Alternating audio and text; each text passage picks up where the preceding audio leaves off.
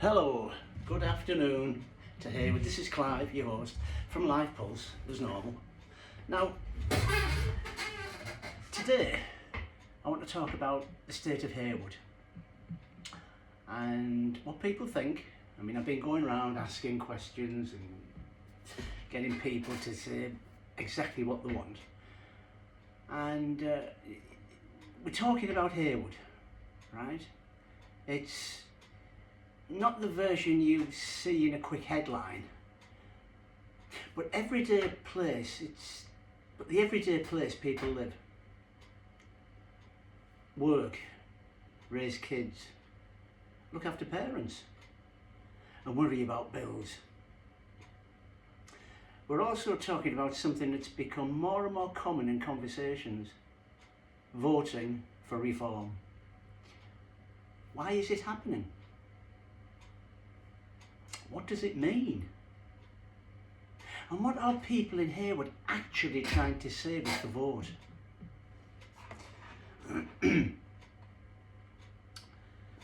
Now, before anybody switches off thinking this is going to be a lecture, forget it, it's not. I'm not here to tell you what to think. I'm trying to understand the mood, because if you spent any time in Haywood recently, you can feel there's a mix of pride,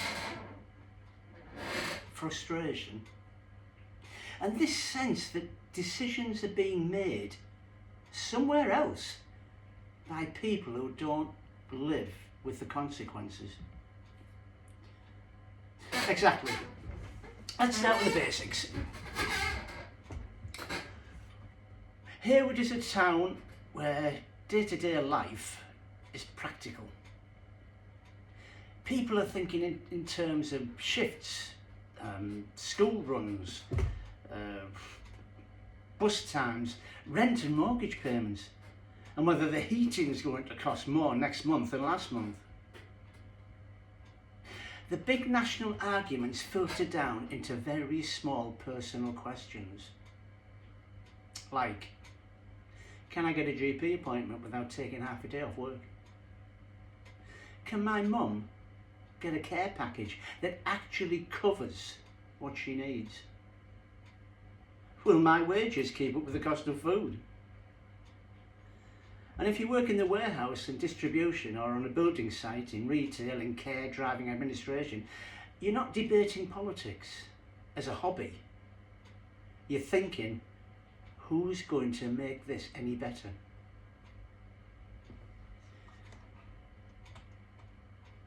And there's another layer here that doesn't always get spoken about, but it's real. People's sense of respect. Feeling like your effort counts. Feeling like the town matters. Feeling like you're not being looked down on by people who call the shots. You see, that's a big part of reform. That's a big part of Reform UK, the appeal of it. Not necessarily the details of every policy, but the signal. It's a way of saying, I'm not happy with how things are, and I don't think the usual lot are listening. Well, let's talk about work in Haywood. There's work about, but people will tell you the quality of work matters. I mean, a job can exist and still not feel like life. If pay is flat, hours are unpredictable, and everything else is climbing in price, you can be employed and still feel stuck. And the weird thing is, when politicians talk about the economy, it's often all big numbers: growth, productivity, investment, GDP. But on the ground, it's, why am I working full time and still checking my balance before going to the supermarket? Why does it feel like any small crisis becomes a debt problem? Which brings us to the idea of fairness.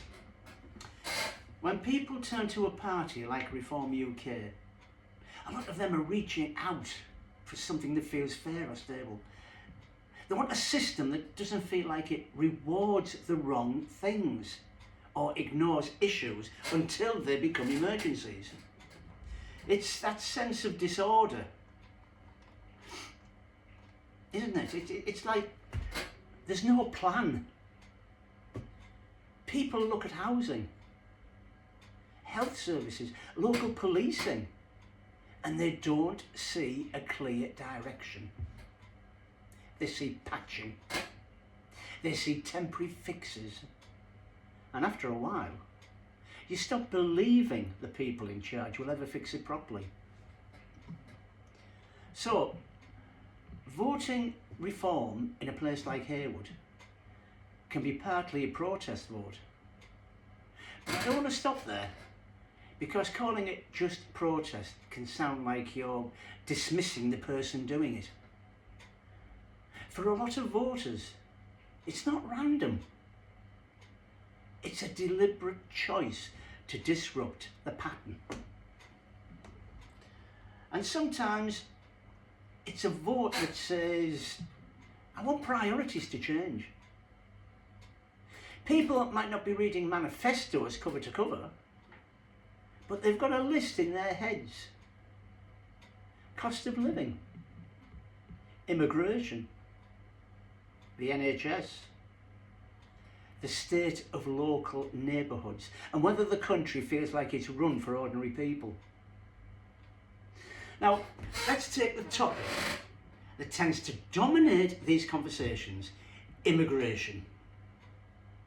In towns like Heywood, people often talk about it through the lens of pressure. Pressure on housing, pressure on schools, pressure on the NHS. Pressure on budgets. Whether those links are fairly understood or not, that's how the issue is experienced. You also hear people say they're not against individuals. They're against what they see as a lack of control. The word comes up again and again, control. They feel the system isn't managed properly, and they don't trust the main parties to be honest about what's happening. Then there's a cultural side. People asking, who are we? What does community mean right now? And if you grew up with one idea of the town and it's changing, you might feel unsettled, even if no one has done anything to you personally. Politics is often about emotions before it's about spreadsheets. And emotions aren't automatically wrong. They're information. They tell you what people are experiencing, but they can't be exploited. That's the risk, because if someone feels ignored, they become easy to persuade with simple answers, which is why it's useful to ask, what are people voting for? Specifically, for some, Reform UK represents a hard line on borders. For others, it represents a rejection of political correctness, or a belief that the main parties say one thing and do another. Some people like bluntness. They feel it matches their own frustration. And some people just want to shake the table. They've tried voting one way, then another. Life hasn't improved. So they think, what have I got to lose? That's not always true, but it's how it feels. Now let's talk about the town itself for a moment. Heywood has a strong identity. There's a local pride you can hear in how people talk about where they're from. But pride comes with expectations. You want your high street to look cared for. You want your public spaces to feel safe. You want services to work. And when those things slide, it hits morale. The closed shops. The sense that everything decent is moving out or getting priced out. People don't just mourn the shops. They mourn the life that used to come with them. That's when politics becomes personal. And it isn't just nostalgia. It's also anxiety about the future. People ask whether their kids will have better opportunities, whether they'll be able to afford to move out, whether work will be stable, or whether they'll be stuck doing more or less. And there's also a trust breakdown, not just in one party, but in the idea that politics improves anything. If you think the system is closed and self-serving, a party that positions itself as the outsider can sound appealing, even if you're not sure it can deliver. I mean, let's be honest. Conversations about Reform UK can get heated fast. People assume motives. They label each other. But most voters are complicated. Some might vote Reform because of border control, but still care deeply about the NHS. Some might be angry about taxes, but also worry about low pay. People don't live in political boxes. And in a town like Heywood, you've got people with different backgrounds living side by side. Sometimes getting on well, sometimes not. Often just trying to get through the week. It's not unusual for someone to have mates at work from all over the place and still feel worried about the pace of change in the country. That contradiction is real life. So what does voting Reform UK mean in the context? Now, it can mean, I want control and competence. It can mean, I don't trust the usual parties. It can also mean, I feel like my town is being overlooked. And I want to be heard. But then, you have to ask the next question. Heard to achieve what? Well, if someone's anger is pointing at real problems, like housing shortages or strained public services, what's the plan that actually improves those things? It's one thing to shout about it, another to govern it. And that's where voters have a tough decision, because the ballot is not a therapist's couch. It doesn't just process feelings, it selects outcomes. So it's worth asking, what happens if the vote you cast sends a message, but doesn't lead to the improvement you want? Also, local impact matters. People often think in national terms, but the day-to-day is usually local. Councils, local budgets, policing priorities, planning decisions. A sense of powerlessness sometimes comes from not knowing where decisions are actually made. And it's not a criticism, it's understandable. Politics is complicated on purpose sometimes, but if you live in Heywood and you feel the town is struggling, you might want to ask, who was responsible for what? What can be changed locally and what needs national government? Let's bring this back to a listener sitting at home or driving, thinking, okay, but what do I do with all this? You can start by getting specific. Instead of everything's broken, pick 2 or 3 issues that affect you directly. Housing, NHS access, wages, antisocial behaviour.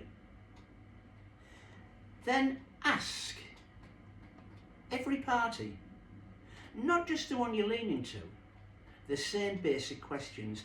What's your plan? How will you pay for it?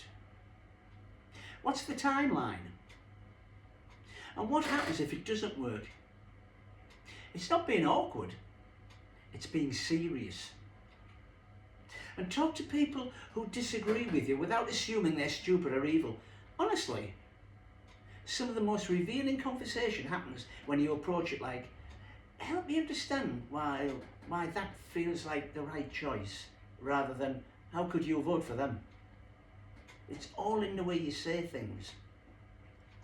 Because in a place like Heywood, people still bump into each other at the shops, at the school gates, at work. Community doesn't survive on winning arguments. It survives on keeping relationships intact while you disagree. So, final thought from me. Voting Reform UK in Heywood can be a flare in the sky. It says, we're not satisfied. That message is real, and it's worth taking seriously. But the next step is making sure the message turns into something constructive, not just more division. And my final thought is this: Heywood is not a stereotype. It's a town full of people doing their best in a tough moment.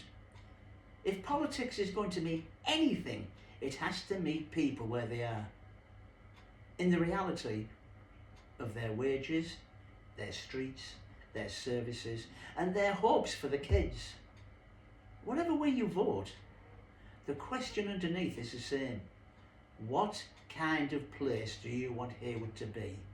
And how do we actually get there? Thank you very much.